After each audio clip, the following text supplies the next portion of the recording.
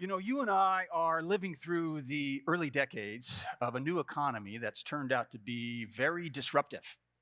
And there are a lot of reasons for this disruption, but there are two main culprits. One is digital technology, and the other one is globalization. These two forces combined have really changed the nature of work. They've changed the kinds of jobs that are needed today, and they're changing the kinds of jobs that are needed tomorrow. Now, as a college president, as a college administrator, I think about this a lot because we want to prepare our students for jobs that are on the rise and not jobs that are in decline. There was a study released just this year at the World Economic Forum in Switzerland. And I really liked the study because it took a look at all the jobs in the United States and Europe, and it lumped them into two categories: jobs that are on the rise and jobs that are in decline. And you can see in this green box here, I've summarized the nature of the jobs that are in decline. You can see that in 2016, there were about 153 million jobs in this category. And take a look at 2030. You can see that we will have lost about 23 million jobs in this category, and people working in this category will be experiencing wage stagnation at that time. Now, in contrast, in the purple box, you can see that there were about 160 million jobs in that category. And by the time we get to 2030, we will have added about 38 million new jobs in this category. And people working in this green or in this purple box will be experiencing really healthy wages. Globalization and digital technology are really driving these trends. And as these trends accelerate, and they are accelerating, what we're going to find is this purple box is going to grow, and this green box is going to continue to shrink over time. Now, when I tend to look at the jobs that are in this purple box, these jobs include things like technology expertise, people skills, high levels of cognition, high skill and creativity. When I tend to look at these skills, I have a sense of optimism about what's coming because I've spent my entire professional career in this kind of purple box. My wife has a career in this purple box. My kids are preparing for careers in this purple, but most of my friends and colleagues, purple. Now, if you're in this green box, if you are doing work that requires manual skills, low levels of cognition, if you're doing work that requires repetitive tasks or low-level skills, you have a completely different experience. What you're experiencing is a sense of job loss or the fear of job loss. You're experiencing possibly community blight.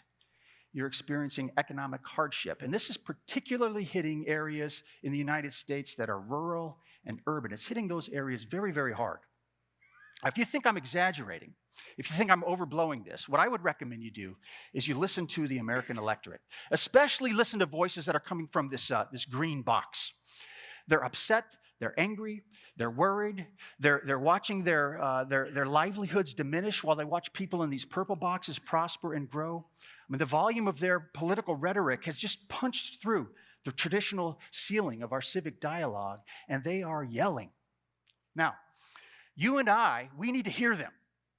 We need to hear them, and we need to respond with a sense of urgency, and we need to respond with solutions that are practical, creative, expansive, and most importantly, scalable. If we do not respond, millions of people are going to get stuck in this shrinking green box, and they will suffer for a generation. This is a national crisis. We need to figure out how to move millions of people from this green box into this purple box. Now, it's going to take a lot of us from multiple sectors, but I believe the lead sector on this should be higher education, which we'll get to in just a second. But first, you need to understand how difficult it is to move from this green box to this purple box. It's a heavy lift for anybody to do this. The reason is we are all born into a trajectory for our lives.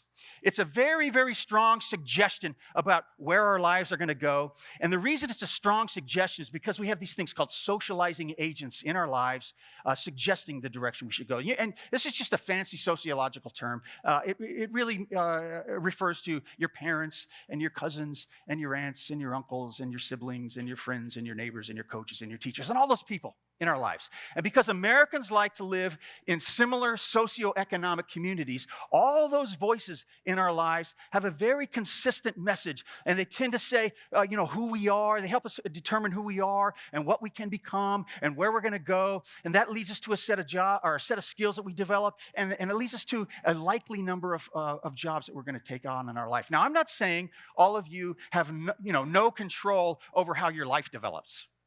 What I'm saying is that these people have a tremendous amount of influence over our lives, especially during our formative years. Now, here's what we're trying to do in higher ed. At least this is one of the major things we're trying to do. We're trying to find students who are on these green trajectories leading to declining jobs. We're trying to interrupt that trajectory and move them into these purple trajectories that lead to growing jobs. And our basic strategy is to surround them with new socializing agents that give them a new sense of who they can be, who they are, what they have to offer the world.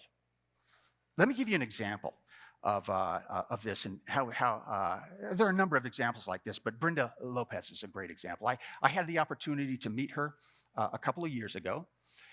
Brenda was born in Mexico. She lived there till she was 6 years old.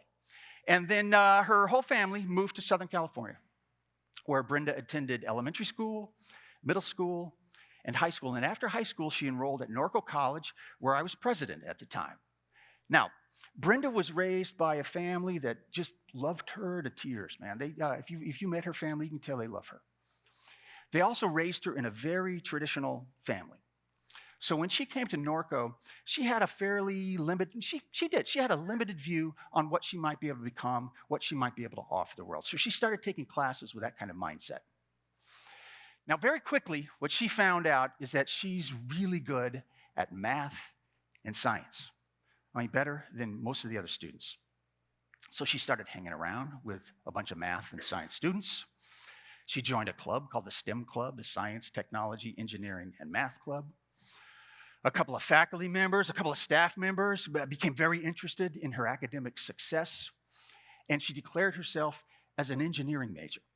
Now, I just love that she declared herself as an engineering major because she told me once in a conversation, when she was growing up, she had no idea there was such a thing as engineering. No idea. And she just discovered this discipline when she went to college, and she decided to major in engineering. Now, as an engineering student, she and some friends from the STEM Club, they entered a competition at UC Riverside. And she enjoyed that experience so much that the following year, she re-entered the competition. This time she put her own team together. She was the captain of the team. And in the competition, they designed this little wind turbine. And the wind would hit the blades, and it would spin and generate electricity. And she designed it in a very unique way. She used these really strong magnets in her design so that it really lowered the resistance and the friction in the whole system. And it ended up being the most efficient wind turbine in the whole competition. Well, she and her team won first place at this competition. This was a community college group of students winning this competition at a university, and we were so proud of her. And this is so typically Brenda. She was very successful at Norco. She ended up transferring to the Bourne School of Engineering at UC Riverside, and I just spoke with her a couple of weeks. She's working on her last year at UCR right now and planning on heading to grad school, applying to grad school. Now, I love this story because it's about a young woman who worked very hard to change the trajectory of her life. And it's about a whole bunch of people that also wrapped themselves around her to help her change the trajectory of her life. This is a very important story. This is a story that needs to be replicated with much greater frequency across higher ed, especially at the institutions where people like Brenda are attending, but it's not happening frequently enough. There are millions of students who have a similar background, similar story to Brenda's, and they start a journey just like Brenda's every year, and less than 15% of them complete the journey that Brenda's completing this year.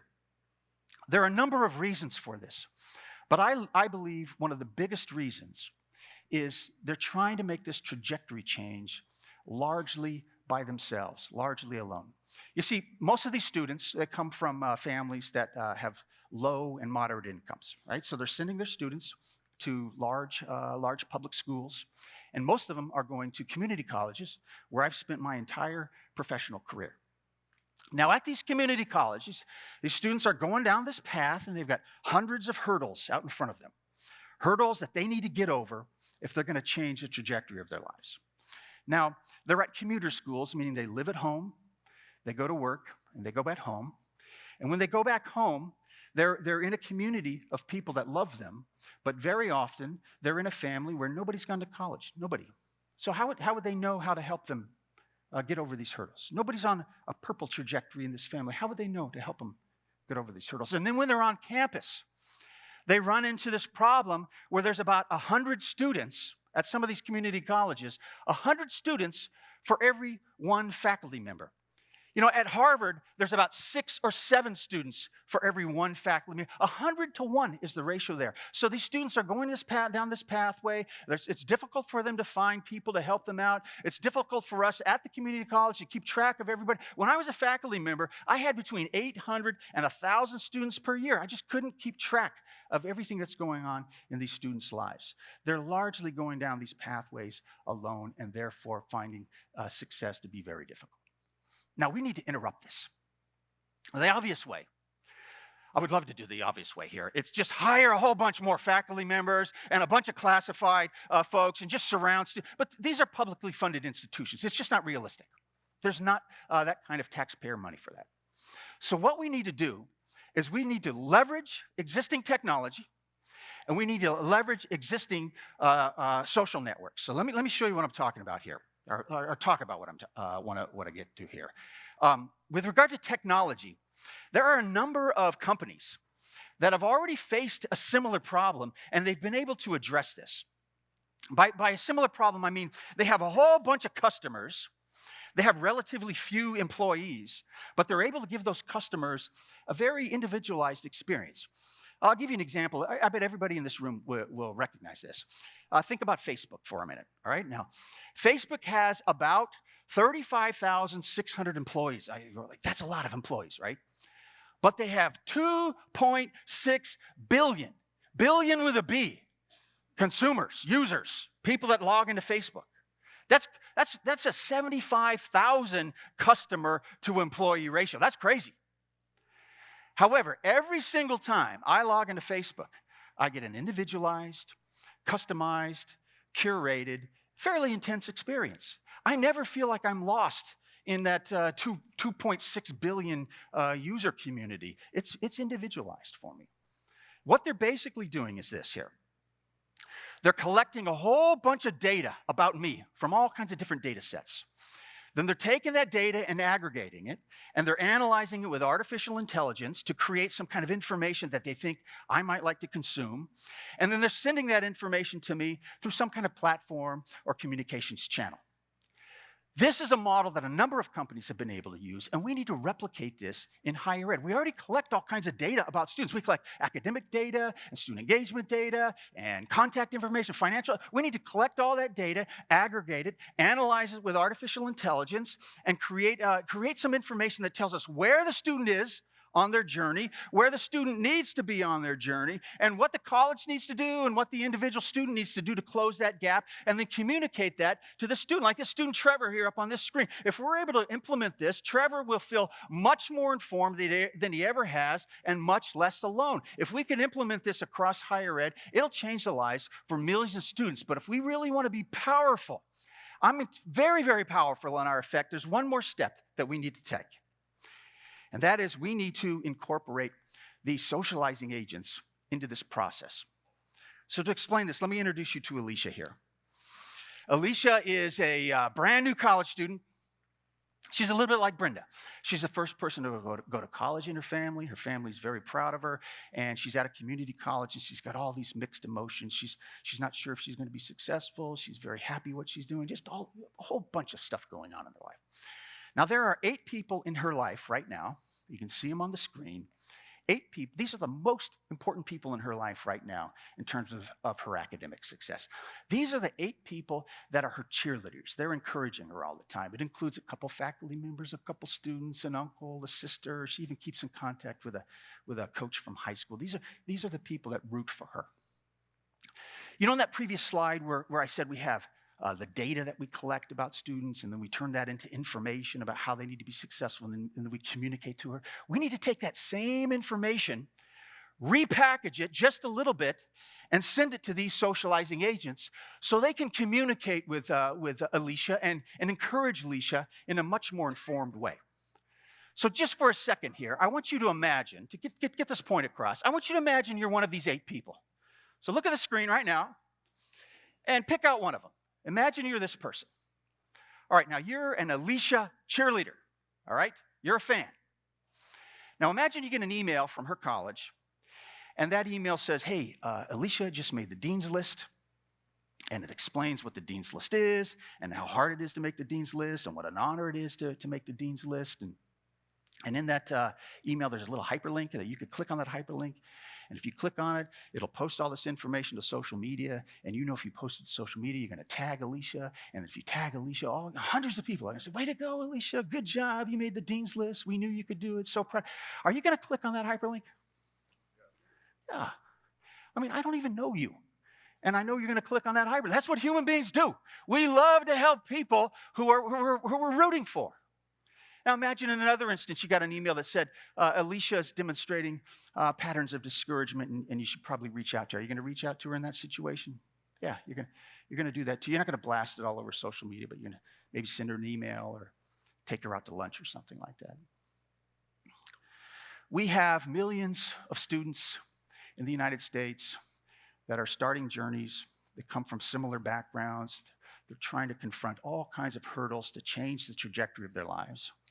And they're doing this alone and therefore likely to not find success.